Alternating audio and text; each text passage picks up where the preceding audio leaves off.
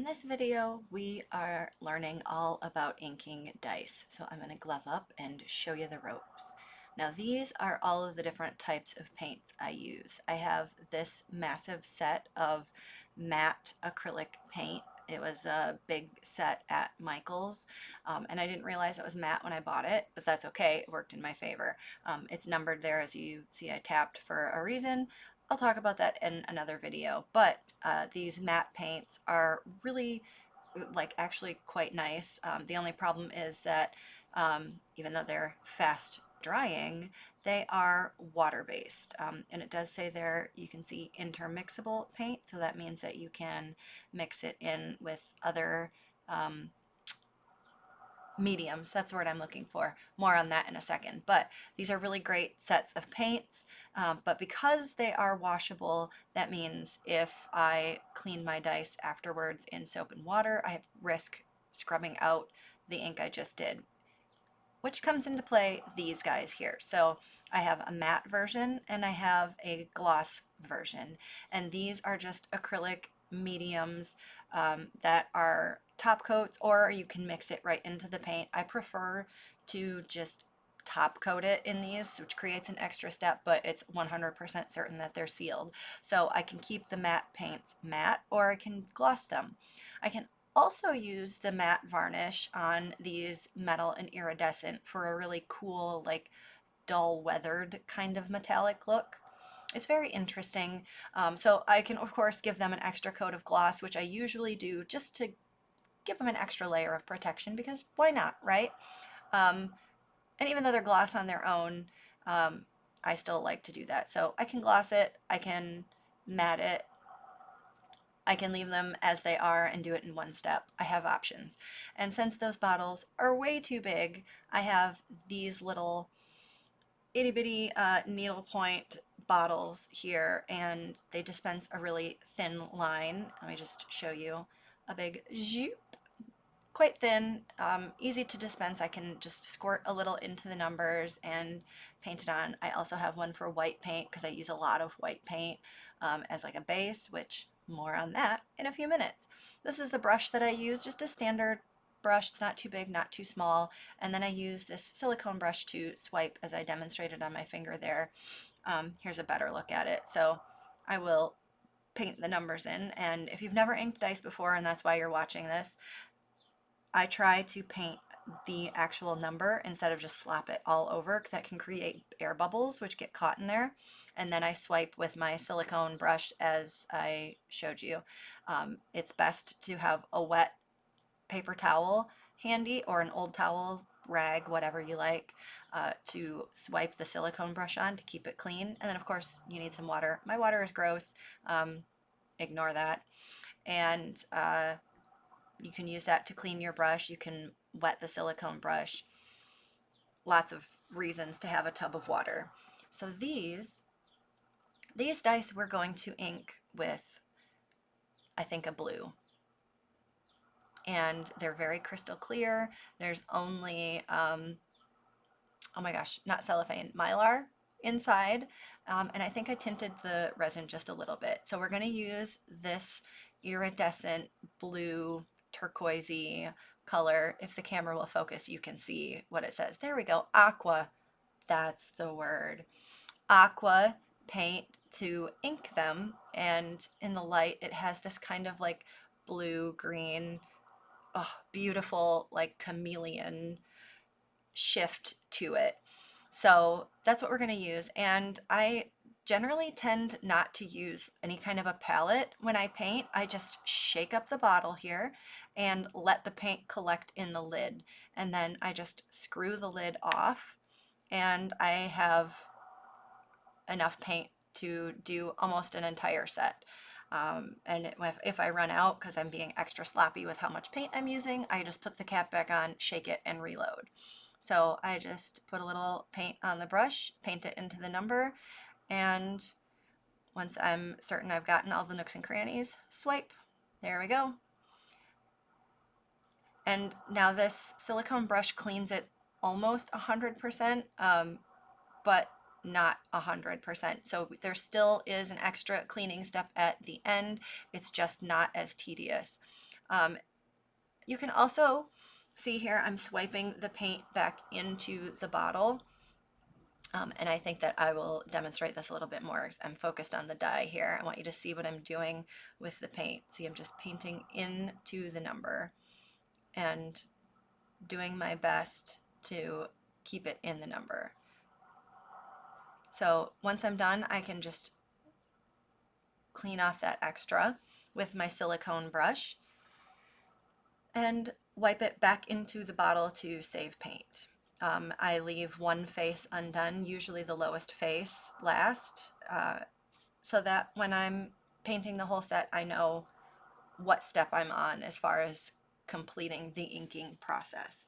So now I want to talk about undercoating your dice. These two here were extra resin, and it's the same, basically the same as the die that I just inked. And so I'm going to ink this one without an undercoat, which means I'm just putting the color that I want for the ink in the snake.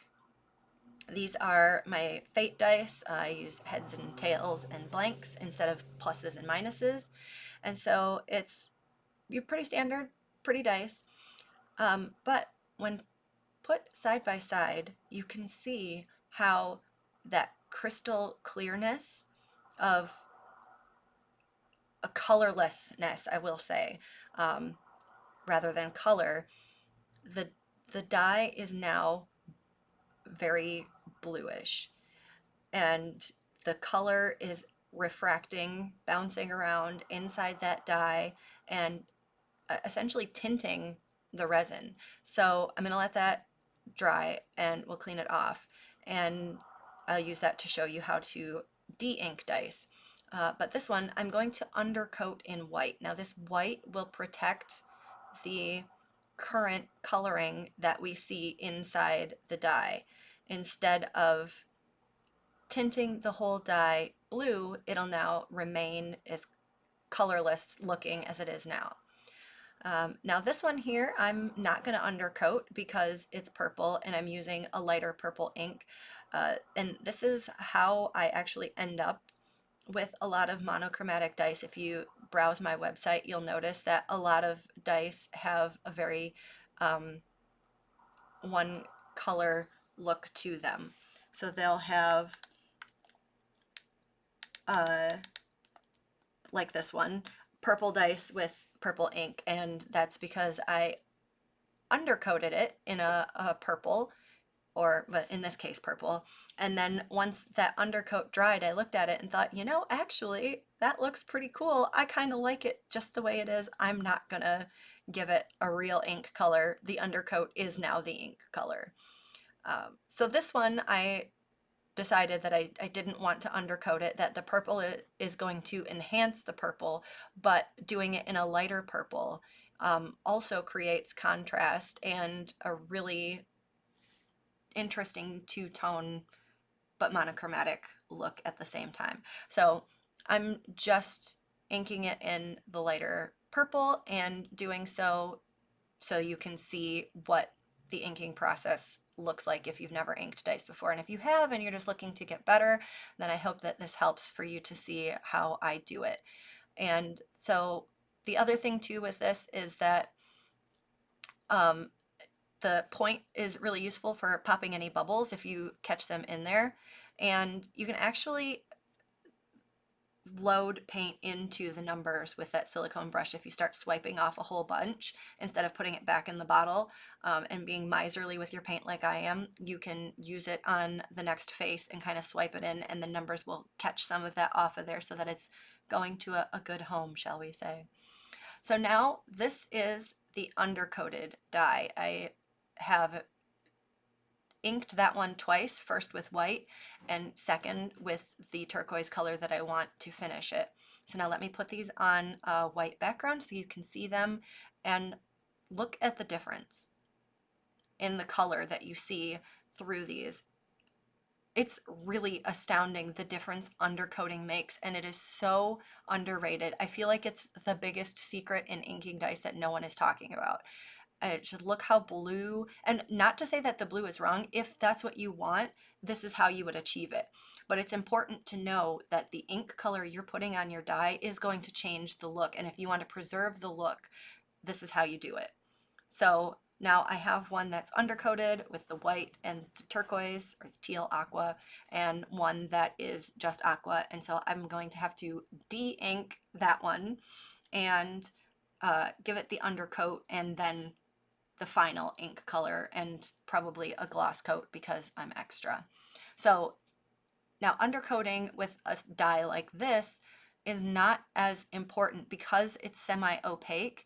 That color can't really transfer through and tint it. It will affect it somewhat, but it's mostly surface level and what our eyes are seeing and how the colors are playing next to each other that will change the look versus those fate dye where it's the color actually bouncing around inside and tinting it.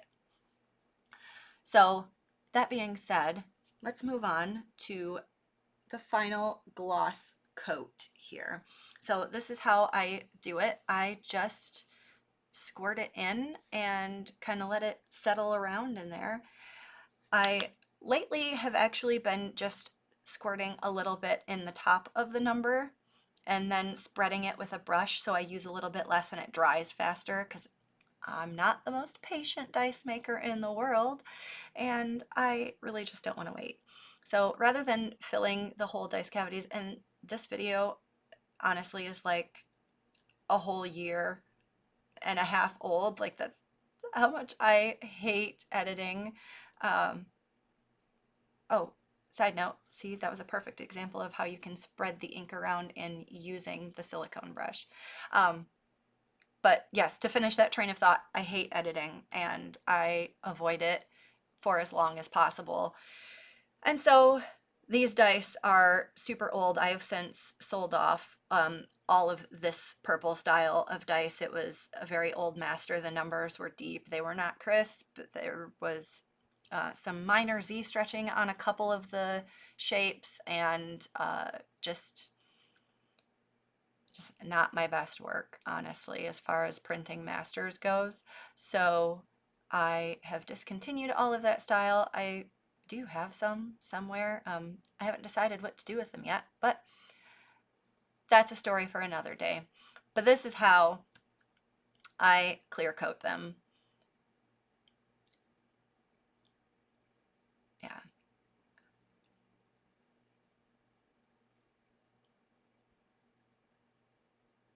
And so all this clear coating really does is seal in that paint that is so easily washable. I have forgotten to clear coat dice and thrown them in my sonic cleaner and then, you know, ADHD, walk away, forget them for a couple of hours, come back to pull them out, and all the ink is like curled up and gone. So that's how we arrived at that. Now we're going to finish inking this one, and I am just going to give it a quick inking of the number 1. And at this step, since I've done all the numbers on all of the dice, on all of the dice, except for the number 1, I just have 7 numbers to ink and they're done. And swoop, oh God, that's so satisfying.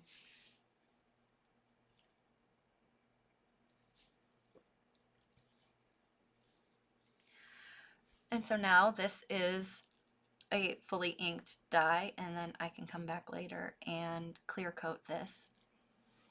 I don't think I'll do that on camera. You've got the clear coating process down and seeing how I did it with the pink or the purple one. So let's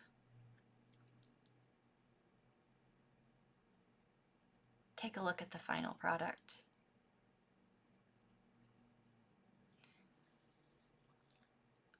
And by final, I mean cleaner up. So as I mentioned, there is still some streakage across there. It's really really minimal using that silicone brush.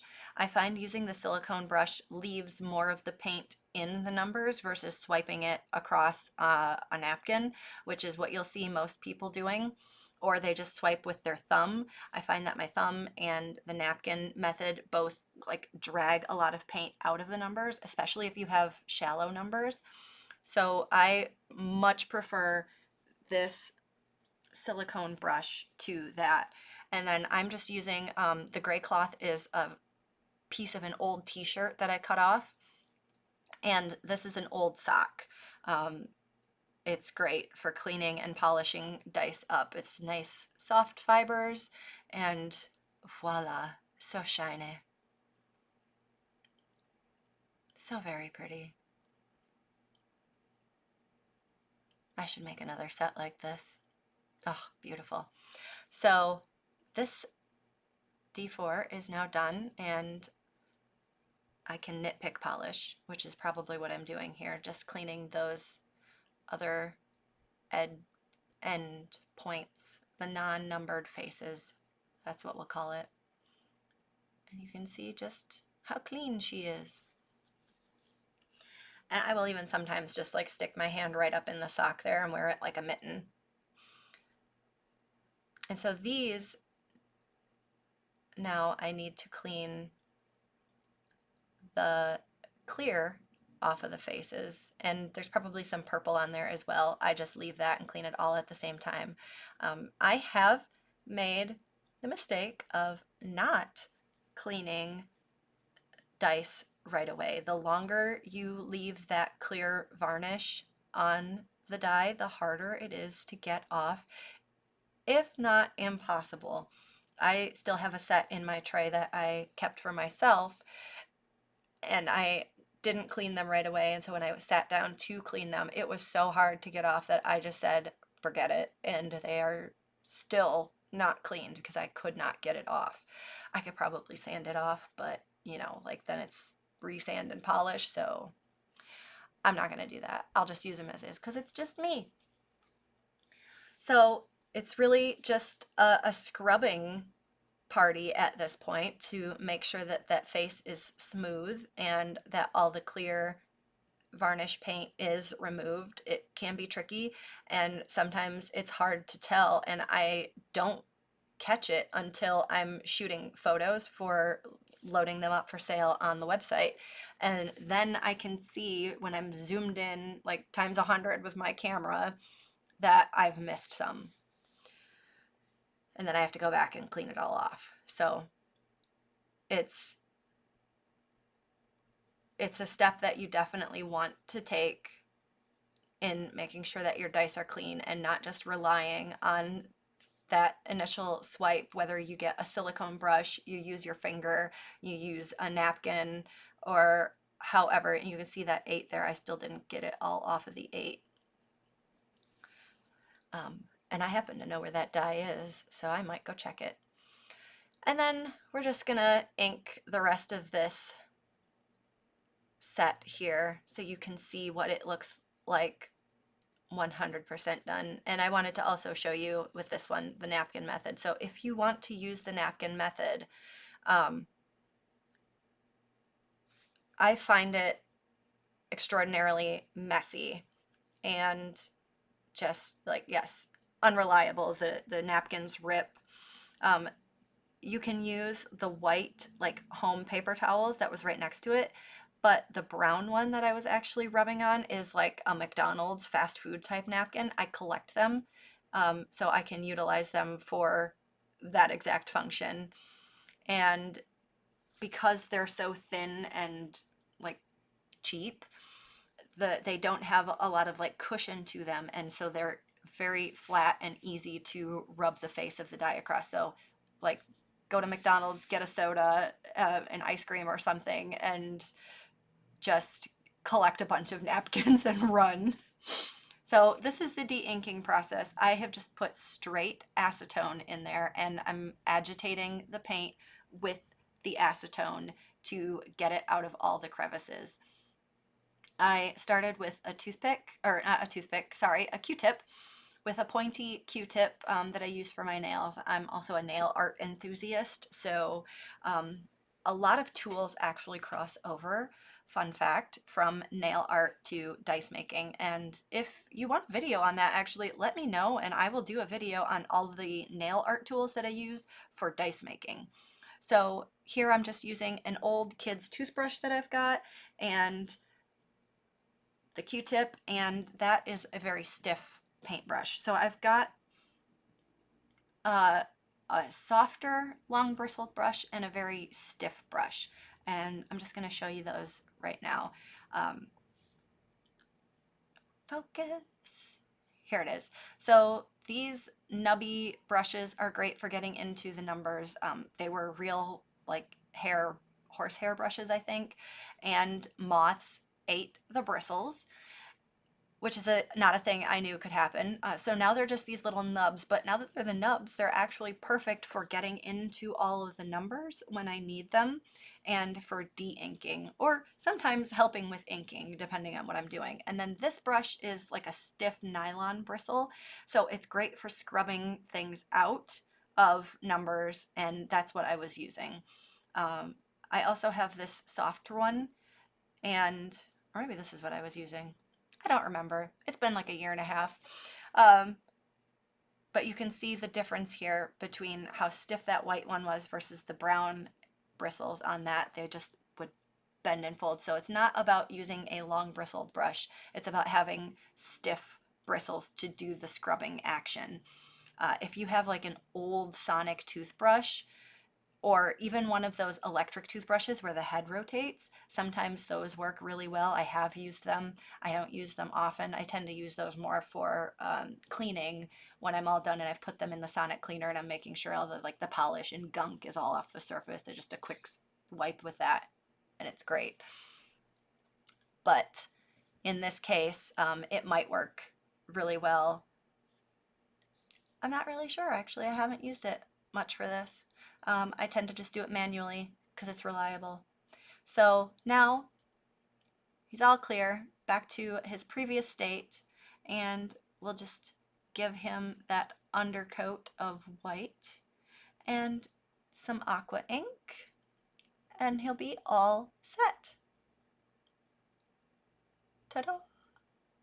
All right, moving on. So now we have this guy here. Now I wasn't certain that I wanted a monochromatic dice look for these, and so I tested this aqua, which I thought was a really interesting color combination and contrast, but turns out I like the purple and the monochromatic look better. So now we have to de-ink this one.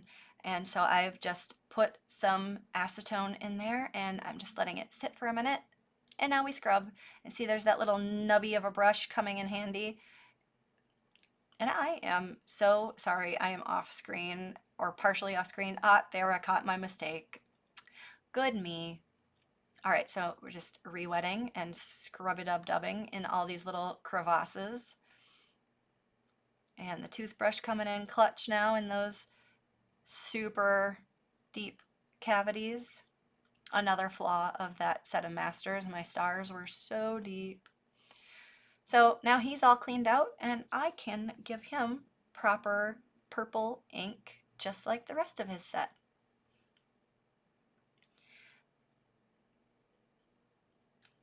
And just a lot of ink. This one, like I said, was super deep and difficult to get into and things out of. So, but because it's deep, that means it's holding a lot of ink, and he's a good candidate for a swipe, which I didn't show. I finished. He's dried. We're just gonna let him dry and clean these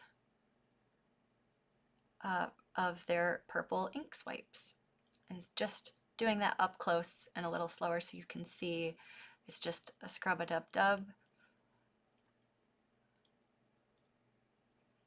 And I used to, a long time ago, if you watched my video about sanding and polishing with a Dremel, if there were ink spots on the face that were thick, where I didn't clean off as well as I had thought, I would load up my Dremel with a cotton bit and saturate it, which was messy, um, with some acetone or some cleaner, and just let the Dremel do the scrubbing for this part, and then give it my third and final polish before they were ready to go out the door.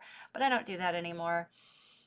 It's an extra hassle I'm just not willing to put up with. So here's just a speed clean, and we wet a little spot on the finger and we scrub the face, and wet the finger, scrub the face, wet the finger, scrub the face.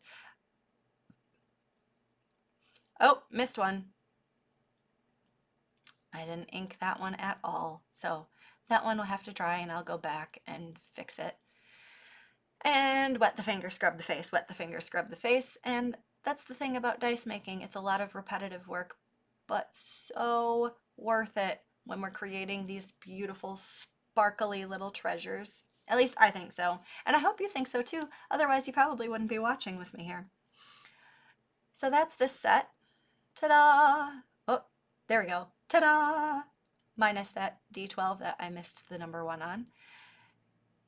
So pretty. And that really is all you need to know about inking dice in a nutshell. So I hope you'll tune in for the next one. If you enjoyed this, make sure you hit the thumbs up, do the subscribe thing so the algorithm knows we're friends, and it helps other dice makers see what you know so they can make dice as good as you do. I will see you next time.